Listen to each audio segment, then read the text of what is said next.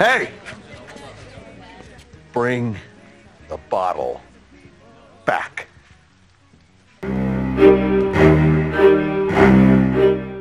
Oke, halo semuanya, apa kabar teman-teman semua? Di video kali ini gue bakal ngelanjutin 4 episode terakhir di season 2 ini. Film akan lebih intens, lebih trickful, dan yang pasti 4 episode terakhir ini adalah episode terbaik di season 2. Well, ini adalah sebuah film yang berjudul Breaking Bad.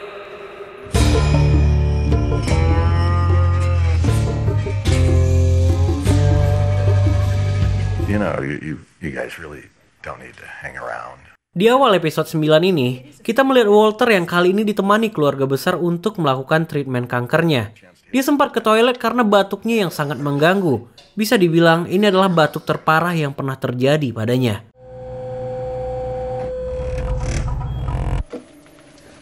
Semua ini diperburuk saat dia nggak sengaja ngelihat hasil ronsen yang menampilkan bercak aneh di paru-parunya.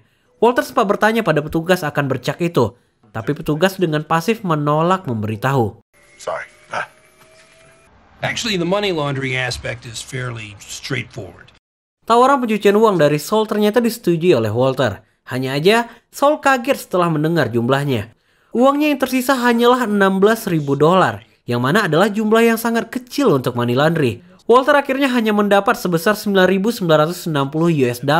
Itu setelah dipotong fee dan biaya lainnya. Thinking I should go see Mom. Sesampainya di rumah, Walter mengatakan kepada istrinya bahwa dia akan pulang selama 4 hari untuk menemui ibunya. Karena bagaimanapun, mereka berhak tahu akan kondisi Walter. Kata-kata ini terdengar seperti Walter akan menyerah bagi Skylar. Sedikit argumen di sini, tapi untungnya Walter berhasil meyakinkan Skylar. We should go somewhere. Kembali ke Jesse.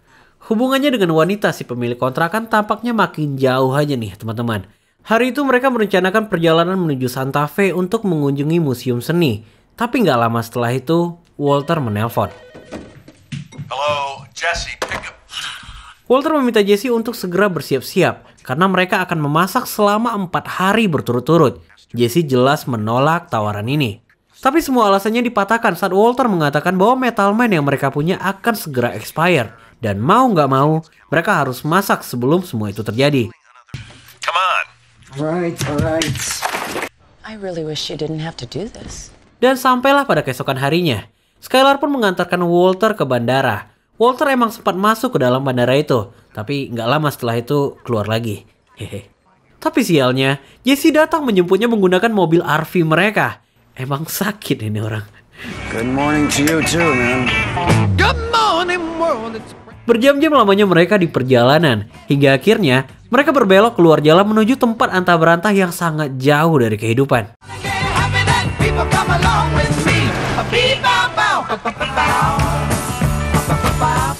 Drinking water? Yep. Selama 4 hari di sana, Jesse membekali mereka dengan 10 galon air dan beberapa snack. Woi, snack? Ya, Jesse memang selalu terlihat bodoh tanpa perlu dibuat-buat. Sesaat sebelum memasak, Jesse seperti biasa selalu menaruh barang sembarangan. Tapi kali ini diprotes oleh Walter karena kunci mobil itu sangat krusial bagi mereka. Jadi harus disimpan dengan hati-hati. Dan kepintaran Jesse pun akhirnya membuatnya menaruh kunci itu pada lubang ignition. Dan sekarang, genset pun diengkol, yang artinya proses memasak pun akan segera dimulai.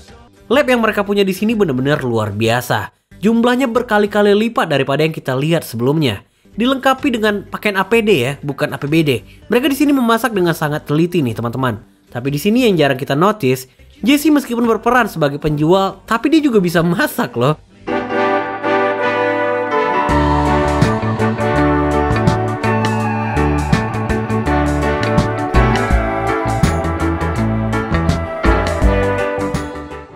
Kini berhari-hari pun berlalu. Kristal dengan jumlah massal siap untuk disajikan. Total kristal yang mereka produksi mencapai 42 pounds beratnya, yang dimana harga juga berhasil dimonopoli menjadi 2 kali lipat. Sehingga total uang yang mereka dapatkan secara bersih yaitu mencapai $672.000 dan jumlah itu adalah bagian per orangnya. Yes! Hell yeah! Yes! Come on! Yes! Yes! Target yang telah tercapai memutuskan mereka untuk kembali lebih awal. Tapi masalah baru muncul. Mobil mereka nggak mau menyala nih teman-teman. Keputusan Jesse untuk menaruh kunci pada lubang ignition membuat aki mobil soak. Dari sinilah masalah dimulai. Son of a bitch. Walter mengambil bensin dari RV mereka buat ngejumper aki mobil dengan menggunakan genset. Singkat cerita, kinilah saatnya. Jesse menarik trigger dari genset itu. Namun yang terjadi... What's wrong with this thing?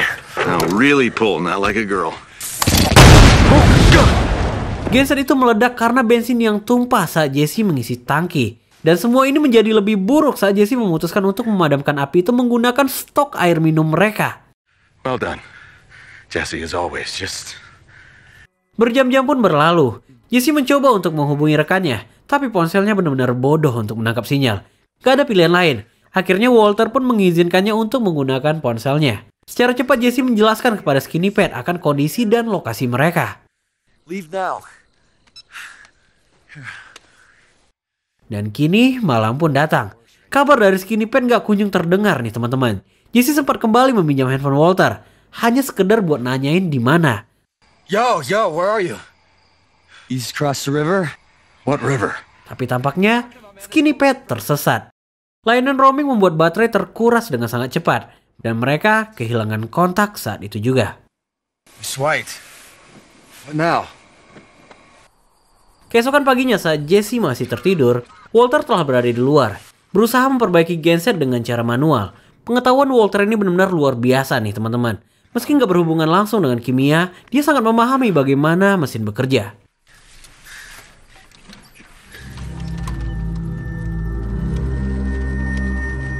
Berjam-jam lamanya sudah mereka memutar tuas itu. Tapi yang nggak disadari, Walter udah terkapar nih teman-teman. Jesse yang baru menyadari ini sempat memanggilnya beberapa kali. Tapi tetap nggak ada respon. Kini perlahan dia pun mendekati Walter. Dan ternyata dia cuma tidur. Iya, cuma tidur. Di sini Jesse sempat menanyakan akan perkataan Walter di hari itu. Jesse mengetahui bahwa Metal Man itu nggak bisa basi. Dia memastikan kalau Walter pasti telah membohonginya. Tapi Walter pasif. Dia nggak menjawab apapun dan melanjutkan memutar tuas itu. Kini tibalah saatnya. Usaha mereka memutar tuas itu seharian akan ditentukan dalam sekali putaran kunci. Dan yang terjadi... Yes! Iya, mobil itu sempat menyala tapi hanya dalam beberapa detik aja. Sementara itu Walter udah hilang aja nih teman-teman. Ternyata dia telah terduduk di hamparan padang gersang dengan gumpalan darah di tangannya. Di sini benar-benar down banget. Walter seperti telah kehilangan semangat hidupnya. Dia sempat bilang kalau dia merasakan bahwa waktunya akan segera datang. Jesse menolak energi negatif ini. Dia mencoba menenangkan Walter dengan bilang bahwa dia telah melakukan yang terbaik untuk keluarganya. Right. Let's worry and disappoint them. Jesse yang udah gak tahan dengan energi negatif Walter memutuskan untuk berjalan mencari pertolongan. Walter sempat melarangnya karena tubuh mereka kini berada dalam fase kekurangan elektrolit. Kehabisan elektrolit di dalam perjalanan akan menyebabkan otaknya berhenti berkomunikasi dengan otot dan ini akan menyebabkan kematian. Tapi respon Jesse di sini benar-benar di luar dugaan. Dia marah kepada Walter karena terkesan akan menyerah dengan semua ini. Dia marah karena Walter sengaja nggak menggunakan kepintarannya untuk keluar dari semua ini. Karena pada dasarnya, mereka memiliki seluruh lab dan peralatan lengkap. Begitu banyak hal yang sebenarnya bisa Walter ciptakan. Mulai dari flare, robot, buggy, atau mungkin baterai. Hey, what is it? What? Surprise-nya, kata-kata ini ternyata kembali memotivasi Walter. Dia segera meminta Jesse untuk mengumpulkan seluruh uang koin, logam, karet rem, dan benda padat lainnya. What are we building? A battery. Move! Singkat cerita, dengan seluruh peralatan itu, Walter berhasil membuat 6 sel baterai. Kini proses jumper pun kembali dilakukan. Kali ini, Walter yang memegang kemudi. Dan yang terjadi...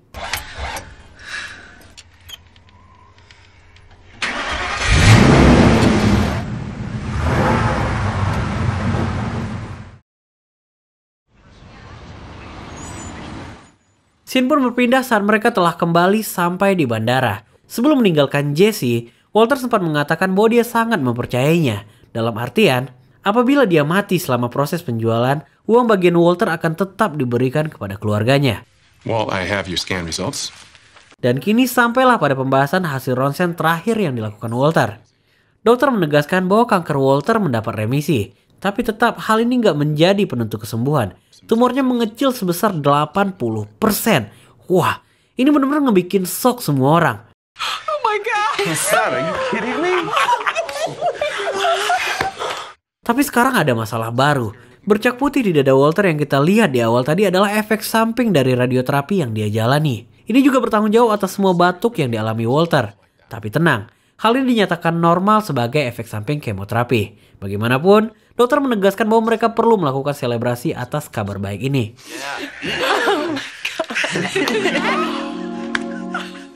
Di tengah kebahagiaan keluarga atas berita ini, Walter ke toilet dan memukul kotak tisu dengan penuh kemarahan. Dia seakan-akan menolak kabar baik dari kesembuhannya.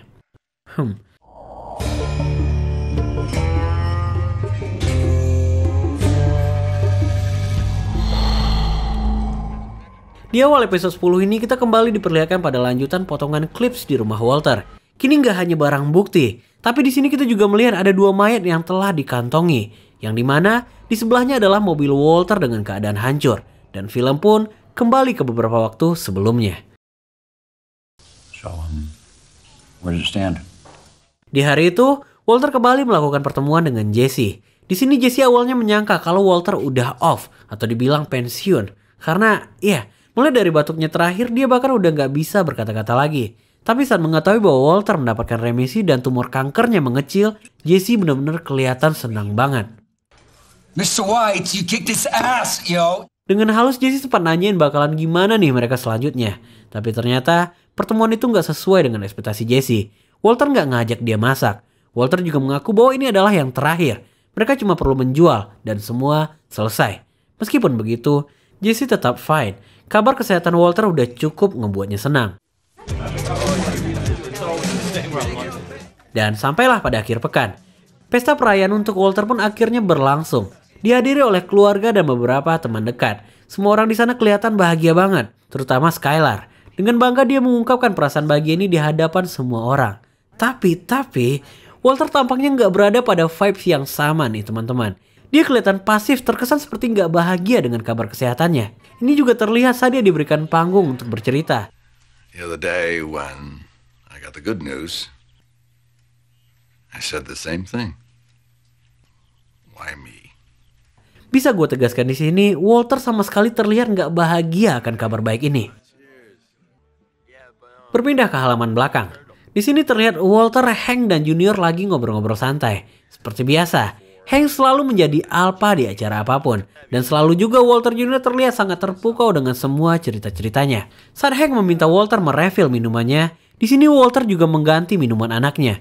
Gak diketahui apa motifnya. Dia membuang soda itu dan menggantinya dengan alkohol. Akhirnya dengan izin Walter, Junior pun meminum minuman itu. Tapi tetap, pandangan Junior masih terus saja menatapi Hank. Bisa dibilang dia hampir gak menoleh melihat ayahnya. Di tengah obrolan itu, Walter terus merefill minuman yang kosong termasuk minuman Junior. Whoa, what you doing there? What does it look like I'm doing? What are you looking at him for? Hank di sini mulai merasakan kejanggalan. Belum sedetik Junior menghabiskan minuman itu, Walter kembali mengisinya. Tapi kali ini, dia mendapat penolakan dari Hank. Hank menutup gelas itu dengan tangannya. Tapi apa yang terjadi? Walter tetap menuangkan minuman itu di atas tangan Hank. Hank sempat membisikkan kepada Junior untuk menolak meminumnya. Sebelum akhirnya, dia membawa botol itu. Tapi yang terjadi... Hey! Bring the bottle back. Sorry, buddy. No can do.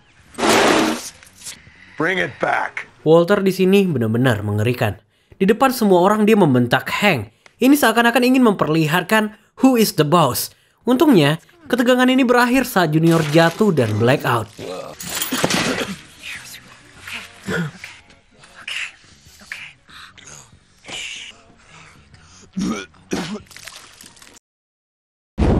Kembali ke Jesse.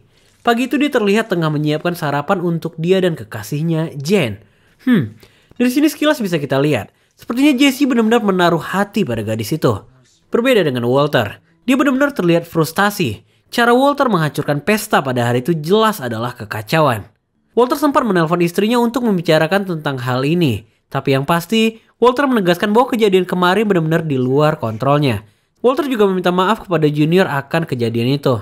Dia mengaku berhasil mempermalukan diri sendiri di hari itu. Walter juga menegaskan bahwa Junior gak perlu khawatir karena dia telah meminta maaf kepada Hank dan hubungan mereka telah kembali membaik. Kembali ke Jesse lagi. Di tengah-tengah romantisme mereka, Jen tiba-tiba pergi nih teman-teman. Setelah di-stalking oleh Jesse, ternyata itu disebabkan oleh kedatangan ayahnya. Dan yang dilakukan Jesse adalah dia keluar dan mengintervensi obrolan mereka. Jesse di sini bertingkah seakan-akan sangat ingin dikenalkan pada ayah Jen. Ya, tapi yang dilakukan Jen, dia sama sekali nggak menganggap Jesse di hadapan ayahnya. Dan di tengah kegalauannya, tiba-tiba Jen mengetok dan langsung masuk seperti nggak terjadi apa-apa. Jesse yang udah kepalang baper akhirnya menanyakan akan hal ini. Jen mengatakan bahwa dia telah menyelamatkan Jesse dengan cara ini. Karena semakin sedikit ayahnya tahu, maka itu akan semakin baik. Tapi bukan itu inti pembicaraan yang Jesse inginkan. Jesse sebenarnya menginginkan Jen memperkenalkan hubungan mereka kepada ayahnya. Tapi jawaban Jen, Who's you and me? I'm out of here. berpindah ke kantor Skylar. Sore itu Ted mendatanginya karena Skylar masih aja berada di ruangan saat jam pulang. Awalnya mereka hanya membahas obrolan kantor. Tapi entah apa maksudnya, Skylar malah sengaja menceritakan masalah keluarganya kepada Ted. Sejak dari kepulangan Walter, dia mengaku nggak merasakan adanya perbedaan. Berharap melihat warna baru, tapi faktanya nggak ada yang berubah. Kalimat ini sedikit multi-interpretasi, nggak jelas arahnya kemana. Yang pasti, Skylar di sini terlihat seperti orang ingin dikasihani. Dan umpan yang dia berikan pun akhirnya membuat Ted memegang tangannya. Sempat terjadi tatapan intens di sini sebelum Skylar menarik kembali tangannya. Tetapi setelah itu...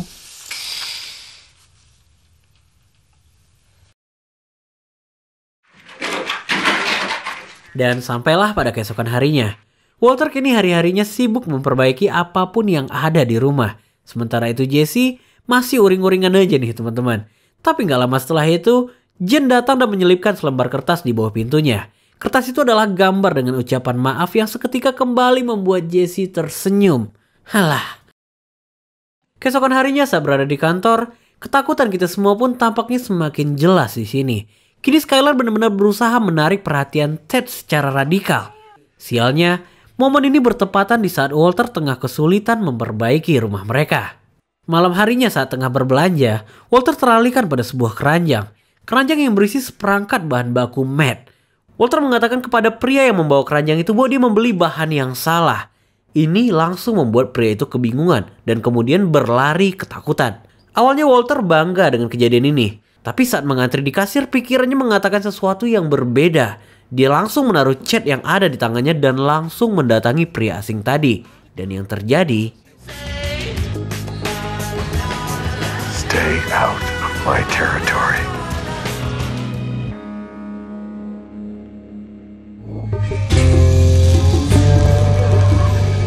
Di awal episode 11 ini, kita diperlihatkan pada seorang anak kecil yang sedang bersepeda di tengah wilayah kartel.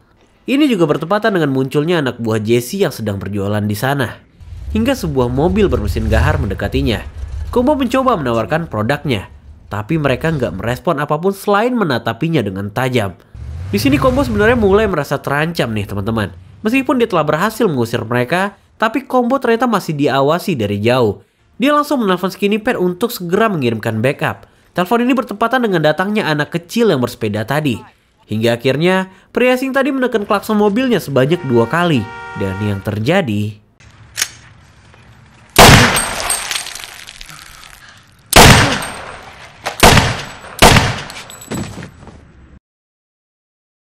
Now it's time we talked about sealing the deal. Berpindah ke Walter. Setelah menjalani seluruh terapinya, dokter menyarankan untuk segera mengambil lobektomi agar kankernya nggak kembali menyebar. Namun untuk melakukan lobektomi, Walter harus mengeluarkan uang sebanyak 200.000 US dollar. Dokter awalnya sempat ragu karena ini bukanlah jumlah yang sedikit. Ditambah lagi, Walter nggak di-cover oleh asuransi apapun. Tapi dengan tegas, Walter menjawab bahwa dia akan melakukannya. Hal ini jelas ngebuat Skylar bingung. Yang dia tahu Elliot nggak lagi membiayai mereka. Dan persis setelah pertemuan itu, Walter langsung mengambil handphone cadangannya dan mencoba menghubungi Jesse. Disinilah Jesse mengabarkan bahwa salah satu anak buahnya tewas terbunuh di wilayah baru mereka. Ini diperburuk saat Skinny Pete juga kehilangan mental untuk kembali berjualan. Dia mengatakan bahwa semua orang kini telah mengetahui kalau Jesse bukanlah lelaki dibalik pembunuhan kejam di hari itu. Jadi mereka nggak bisa lagi memanfaatkan ketakutan dari momen itu. Badger lari ke California dan Skinny Pete berlindung di status probationnya. Singkatnya, semua anak buahnya resmi keluar di hari itu. Now, set back. Go. Kebuntuan ini akhirnya membawa mereka ke kantor Saul untuk konsultasi. Walter mengaku bahwa mereka telah kalah dalam perebutan lahan. Plus, kini mereka nggak lagi memiliki orang untuk distribusi. Setelah mendengar seluruh permasalahan, Saul sebagai konsultan pribadi mereka menyimpulkan bahwa mereka berdua nggak berbakat dalam menjual. Jadi solusi terbaik yang bisa dia berikan adalah menyerah dan melempar bagian itu kepada ahlinya. Walter langsung menolak mendengar hal ini karena pengalamannya sebelumnya sangat-sangat buruk. Surprise-nya, Saul bisa menebak orang yang dimaksud itu adalah Tuco. Tapi bukan pemakai seperti itu yang dia maksud.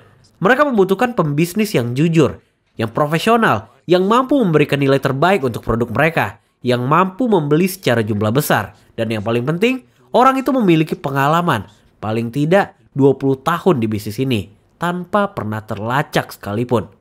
You know someone like that? Saul mengaku memiliki seorang teman yang mengenal pembisnis seperti ini. Jadi dia akan mencoba mengatur pertemuan mereka. You know, from what I do hear about him, he sounds a little like you. Dan scene pun berpindah pada sebuah restoran. Walter terlihat tengah mengamati orang-orang di sana. Nggak tahu apa kepentingannya. Yang pasti, nggak lama setelah itu Jesse datang dengan keadaan teler. Dari gaya ngomongnya, Jesse kelihatan pesimis dengan ide ini. Ternyata ini adalah pertemuan yang dimaksud oleh Saul kemarin. Tapi gembong narkoba yang dimaksud itu masih belum kelihatan juga. Penantian yang nggak jelas ini membuat Walter akhirnya terlambat menghadiri USG bayinya. Oh man, you would not believe the traffic.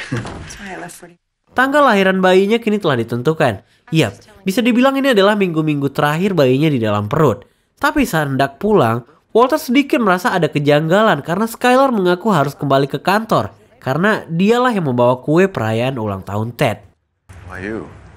Because I said I would. Right. Berpindah ke kantor Skylar.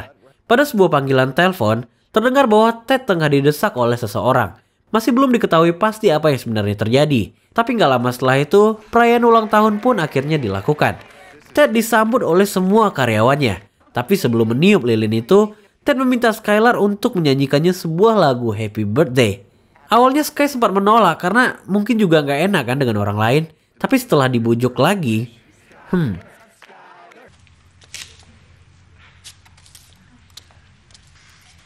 Happy birthday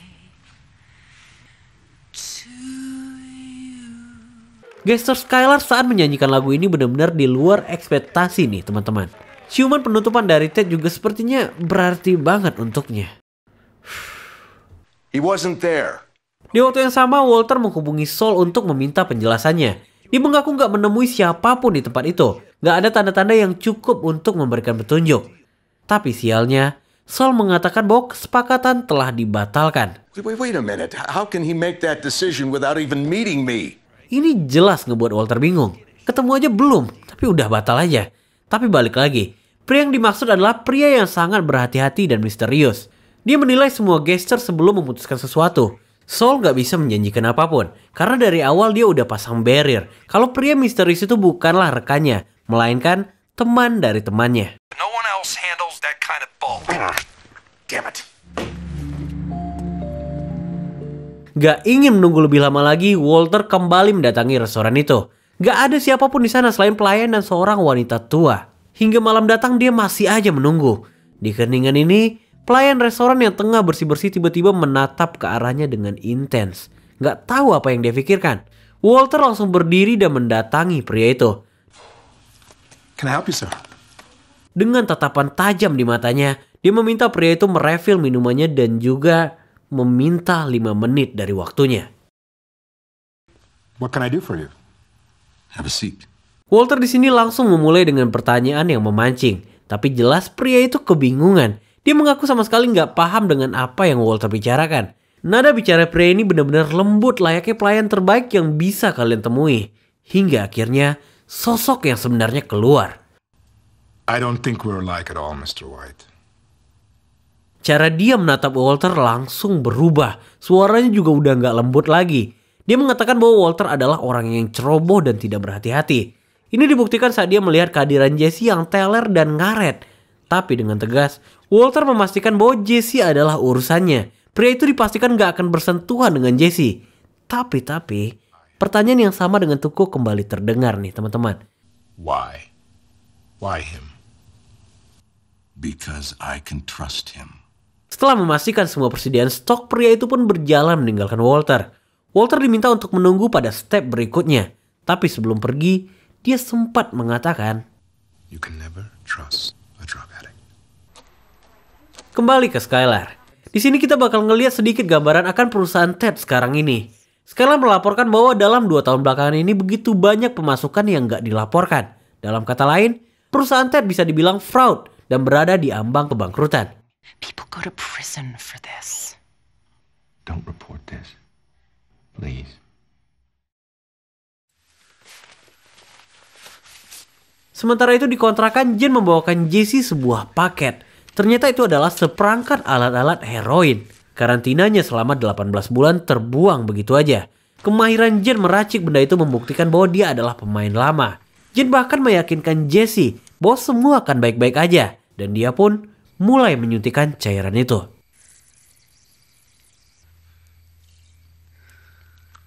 Don't forget it passes.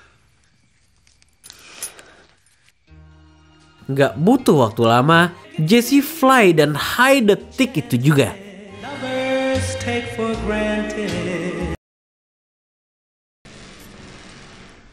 Phone's off, please.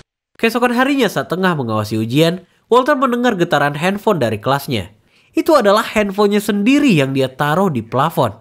Ternyata itu adalah pesan singkat dari pria misterius itu. Walter langsung bergegas untuk menemuinya. Tapi saat sampai di restoran, dia nggak menemukan siapapun. Walter sempat bertanya pada pegawai di sana. Tapi pria itu ternyata adalah pemilik restoran yang diakui namanya sebagai Gustavo. Gustavo. Gus. Detik-detik sebelum Walter meninggalkan tempat itu, seorang pria menghalanginya dan langsung mengatakan titik tempat Walter harus mengantarkan kristalnya. Waktunya hanya 1 jam. Lebih dari itu, kerjasama batal.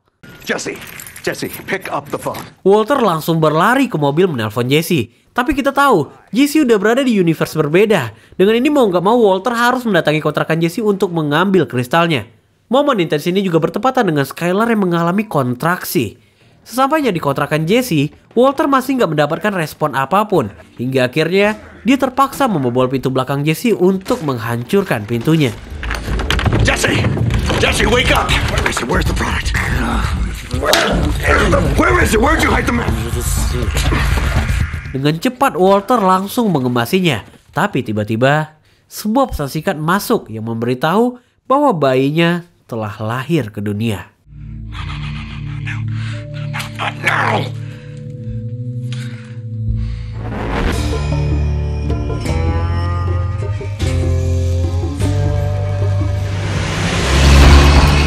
Melanjutkan dari aksi terakhir, Walter melajukan mobilnya dengan kecepatan tinggi hingga untungnya berhasil membawanya ke titik poin dengan tepat waktu.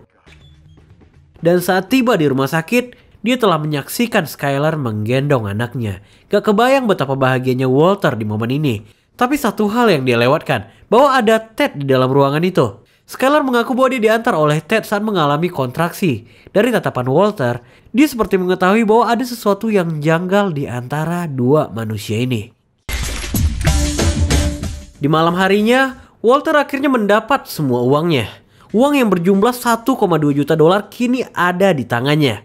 Dan pada pagi harinya, Jesse baru mengetahui kalau seseorang menerobos masuk ke dalam kontrakannya. Bayangin, tidur berapa jam udah dia? Kehisterisannya semakin menjadi-jadi saat melihat semua kristalnya telah hilang tanpa tersisa. Sementara itu di tempat berbeda, Jen dan ayahnya kembali menghadiri diskusi rehabilitasi yang dia jalani. Jen di sini terlihat kosong banget. Semua orang berbicara akan pengalaman positifnya selama berhenti menggunakan narkotika. Sementara Jen baru aja memutuskan untuk kembali masuk ke dalam dunia gelap itu. Di sini kita bakal sedikit mengenal hubungan Jen dan ayahnya.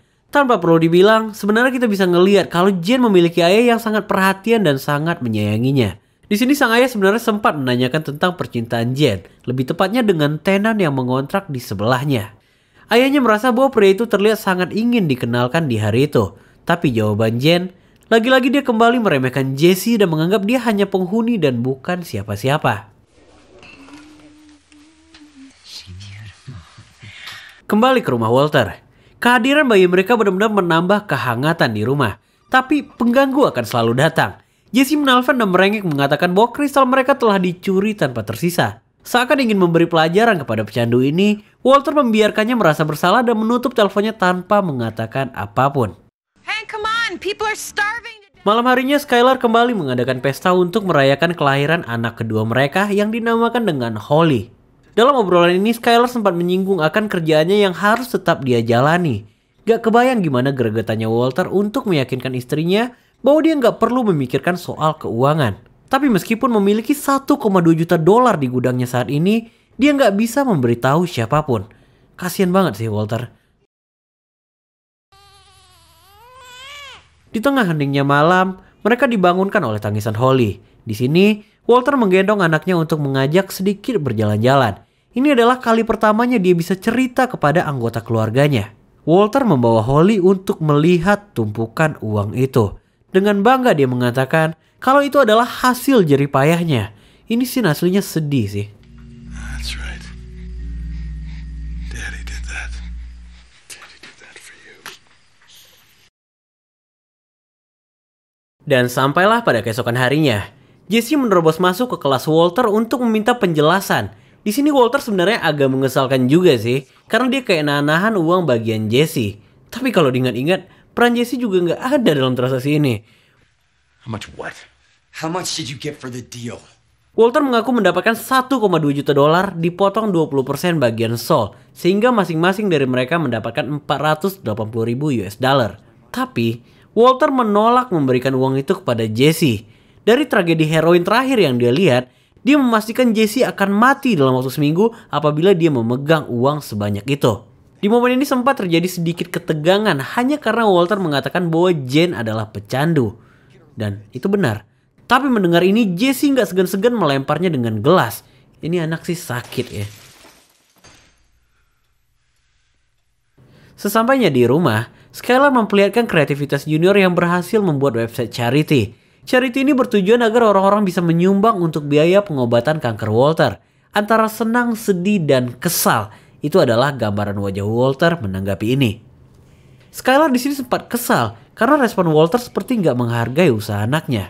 Wah, nggak kebayang gimana gregetannya Walter di posisi ini, memegang banyak uang tapi nggak bisa menggunakannya. This is insane. I have so much cash on hand. Masalah ini akhirnya dia bawa kepada Saul, sang konsultan pribadi. Saul memberikan beberapa saran, tapi dia tolak karena dia nggak ingin kehadiran uang itu terkesan seperti uang kaget yang jatuh dari langit. Dia ingin keluarganya tahu bahwa semua uang itu dia dapatkan dari hasil jerih payahnya. Saul sebenarnya juga telah menawarkan alternatif, yaitu dengan cara mendonasikan semua uangnya pada website yang dibuat oleh anaknya. Toh semua uangnya juga bakal kembali ke dia juga, kan? No, I am not going to have my family. Tapi, sepertinya misi udah berubah nih teman-teman. Walter sepertinya kini telah menempatkan egonya di atas misi sebelumnya, yaitu kebahagiaan keluarga, bekerja untuk keluarga. Tapi sekarang, He's an asshole, that's what. Kembali ke Jesse. Kekesalannya kepada Walter kini telah dibagikannya kepada sang kekasih, yang artinya kini ada dua kepala yang berpikir. Jen awalnya nggak peduli dan lebih mengiyain aja, sebelum akhirnya dia mendengar nominal dari uang itu. Oh, hell, I'd be mad too if somebody owed me $500. 480,000. What? What? Keesokan harinya Donald Margolis atau ayah dari Jen kembali menunggu anaknya untuk menghadiri perkumpulan rehabilitasi. Tapi jelas, sang anak udah nggak lagi memiliki tujuan yang sama.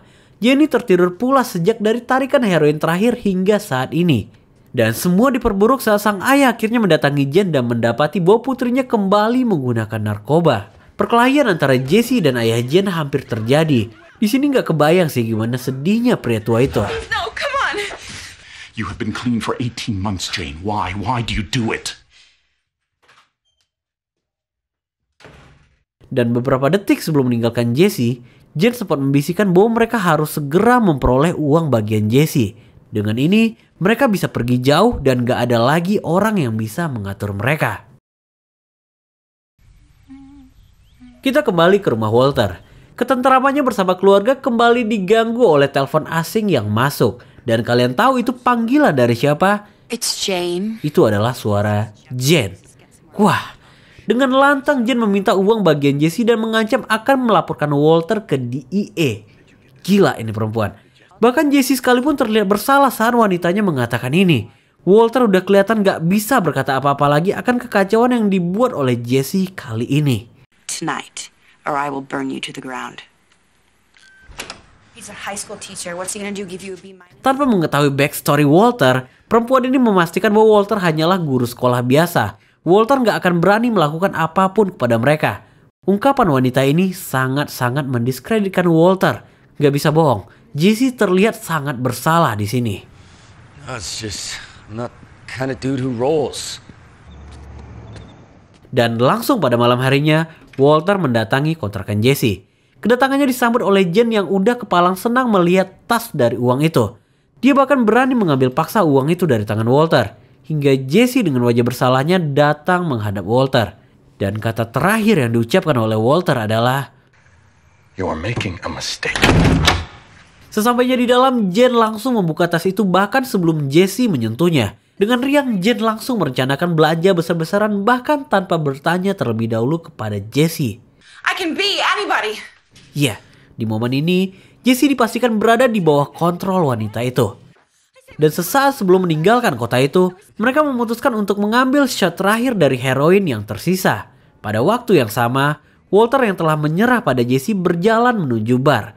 Uniknya, dia bertemu ayah Jen di momen ini. Terjadi sedikit obrolan antara gentleman di sini. Mereka membicarakan tentang anak perempuan yang mereka miliki. Walter mengaku baru aja dikaruniai anak perempuan. Sementara pria itu mengaku berada di momen sulit saat anaknya menyentuh usia remaja. Obrolan ini terus berlangsung tanpa mengetahui bahwa mereka sebenarnya sangat berkaitan. Saat Walter meminta nasihat dari pria tua itu, Donald sempat mengatakan bahwa mereka nggak boleh menyerah dalam menyayangi anak. Karena siapa lagi yang mereka punya? I've got this nephew. But still, I mean, there is that frustration. Can't give up on them. Never.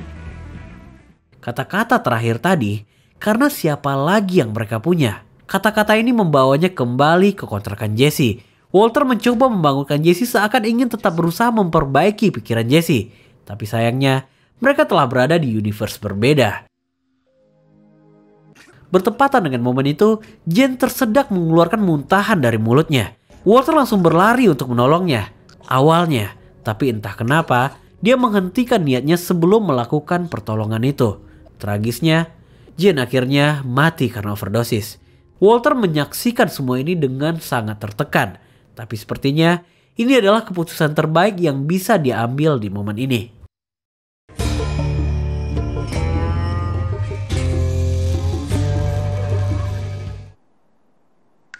Well, di awal episode 13 ini, yang mana adalah episode terakhir di season 2, kita kembali diperlihatkan pada potongan scene di mana telah terjadi kekacauan di rumah Walter. Beberapa objek baru terlihat. Tapi di sini lebih menyeramkan lagi. Mereka menggunakan alat pemindai. Kita juga bisa melihat adanya asap hitam yang menggumpal dari belakang rumah dan disertai dengan helikopter yang mengawasinya. Dan scene pun kembali ke beberapa waktu sebelumnya. Di pagi harinya, Jesse mendapatkan kekasihnya yang udah gak bernyawa. Gak bisa dibayangin betapa hancurnya Jesse saat ini. Dan di momen yang sama, Walter ternyata telah menunggu panggilan ini. Seakan gak mengetahui apa-apa, dia meminta Jesse untuk tenang dan akan menghubungi seseorang untuk mengurus semuanya. Dan gak lama setelah itu, seorang pria tua mengaku dikirim oleh Saul Goodman mendatangi Jesse. Dia mengemasi seluruh barang-barang berbahaya sebelum badan investigasi datang. Pria itu juga ngebriefing gimana Jesse harus menjawab pertanyaan nantinya. Dan dia memastikan bahwa jawaban ini gak boleh salah. Well, singkat cerita, Jesse diminta untuk menelpon polisi dalam hitung mundur 20 detik. Dan pria itu segera pergi bersama seluruh uang dan seperangkat alat-alat narkoba. Total strangers gave us... Kembali ke rumah Walter, dan masih dengan drama yang sama. Walter terpaksa mengikuti Flo Junior yang bersikeras untuk tetap mengumpulkan donasi. Thank you, son. Kembali ke Daniel atau ayahnya Jen. Pria itu menelpon anaknya dan mengatakan bahwa dia akan segera sampai untuk menjemput Jen ke rehabilitasi. Namun sesampainya di depan, petugas medis telah berada di sana. Daniel menyaksikan anaknya dibungkus di dalam plastik mayat. Dia sama sekali nggak bisa berkata apapun selain menatapnya. Do you need a card? Will you both be coming? Kekacauan ini masih dirasakan Walter dari rumahnya. Charity yang dibuat Junior kini mendapat respon lebih positif lagi. Dan charity ini ternyata juga dilakukan oleh Hank. Dia meminta sumbangan kepada setiap anak buahnya. Dan obrolan ini pun dilanjutkan dengan penemuan mayat Combo. Menurut Hank, Combo hanyalah bajingan kecil bodoh yang ingin tenar, tapi nggak pernah berhasil. Tapi yang jadi masalah adalah, mengapa bisa orang secupu ini mengedarkan kristal terbaik selevel profesional? Fakta temuan ini jelas membingungkan untuk DEA. Tapi Hank memastikan bahwa I say Heisenberg's still out there. I don't recommend it. Singkat cerita, Walter kini telah berada bersama orang Seoul di depan rumah pengungsian. Pria tua itu nggak menyarankan Walter untuk masuk sendirian menjemput Jesse, karena itu sangat berbahaya. Tetapi, Walter menolak saran itu. Dia memasuki rumah itu seorang diri. Hawa dari tempat ini benar-benar luar biasa mencekam nih teman-teman. Bukan hanya karena bangunannya, tapi orang-orang di dalamnya.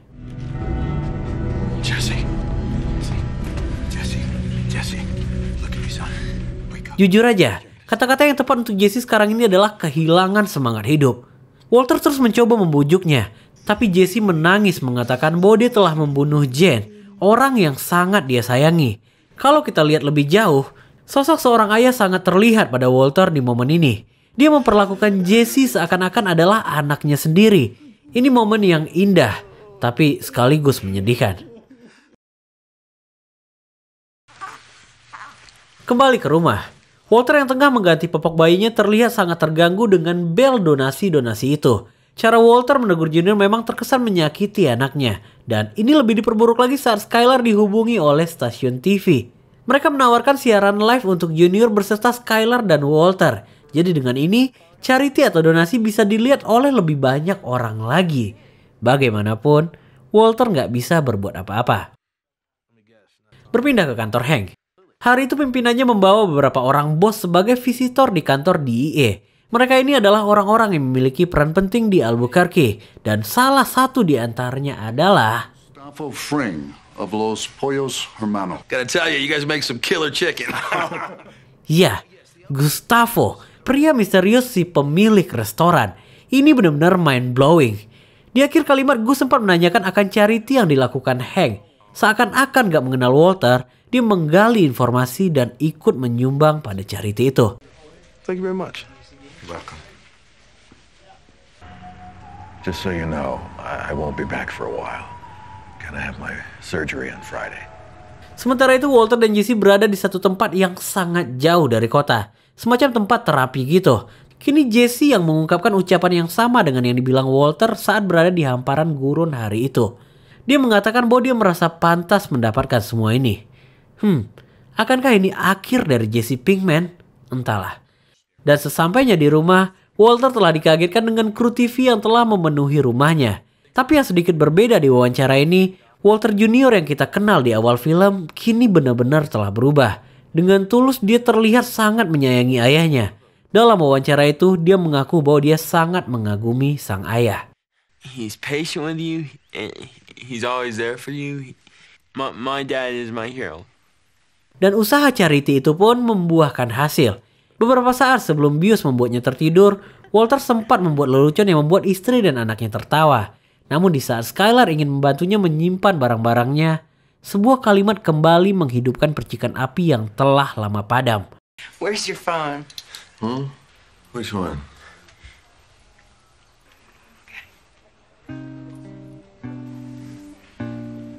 Dan kini, proses operasi lobektomi pun dilangsungkan.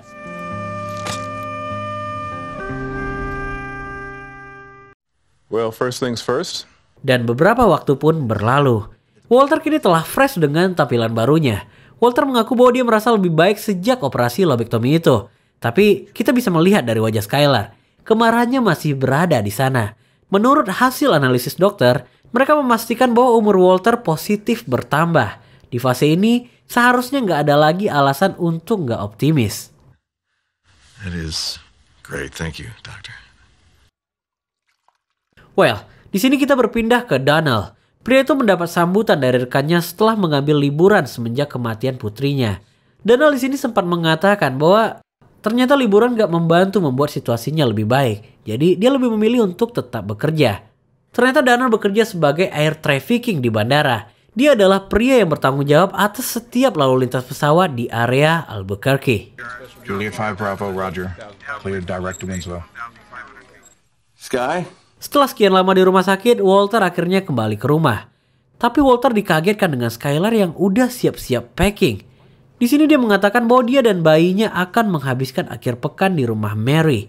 Selama 2 hari ini, dia meminta Walter untuk membereskan semua barang-barangnya. Dan di hari Senin, dia harus pergi dari rumah itu. Ini tentu membingungkan untuk Walter. Sampai akhirnya Skylar menceritakan tentang masalah handphone di hari itu. Menurutnya Walter secara nggak sengaja telah memberitahu kebenaran. Walter tentu nggak begitu aja menyerah. Dia kembali memberikan pembelaan karena mereka udah berkali-kali ngebahas masalah ini. Tapi kali ini lebih serius nih teman-teman. Skylar mengetahui semuanya. Hampir semuanya. Dia sempat menyinggung momen saat Walter mengaku kehilangan ingatan, berkelakuan aneh, hilang nggak jelas, dan ultimatumnya adalah Skylar merasa bahwa Walter masih memiliki hubungan dengan Gretchen. Something was going on between you. I just knew. Tuduhan ini dia dasarkan atas sikap Gretchen yang terus menghindarinya. Hingga pada akhirnya Skylar bertanya apa yang sebenarnya terjadi. Dan kalian tahu apa yang dia dapatkan? The money for your treatment, they paid for nothing. Gretchen memberitahu bahwa bantuan yang dikatakan Walter itu nggak pernah terjadi. Kini Sky mempertanyakan dari mana Walter bisa mendapat uang sebanyak itu. Karena saat Skylar menghubungi ibu Walter, beliau bahkan gak mengetahui kalau Walter mengidap kanker. Dan kepulangannya di hari itu gak pernah terjadi. Skylar. Sesaat sebelum Skylar pergi, Walter sempat mengejar dan berjanji akan mengatakan semuanya apabila Skylar tetap tinggal. Tapi sayangnya, I'm afraid to know.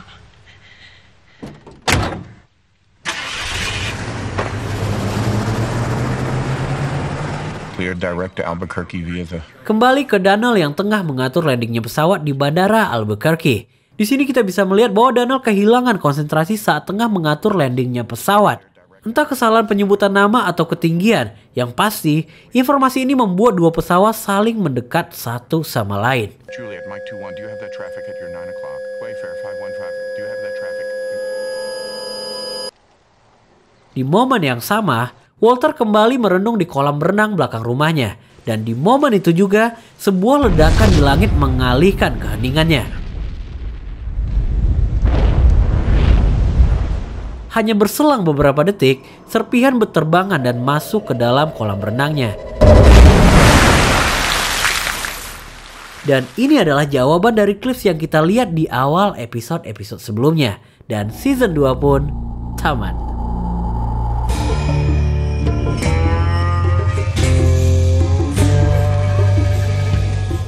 Well, gimana pendapat teman-teman semua tentang season 2 ini? Walter kini telah mendapatkan supplier untuk kristalnya, sedangkan Jesse masih down. Gak jelas kedepannya apakah akan bangun lagi atau gimana.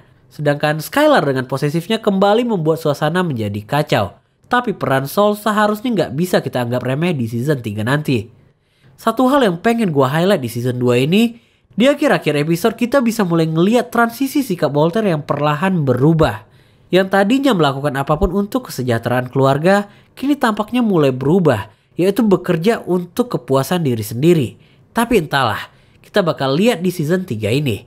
Well, gua Rev dan kita bakal ketemu lagi di video selanjutnya. Bye-bye.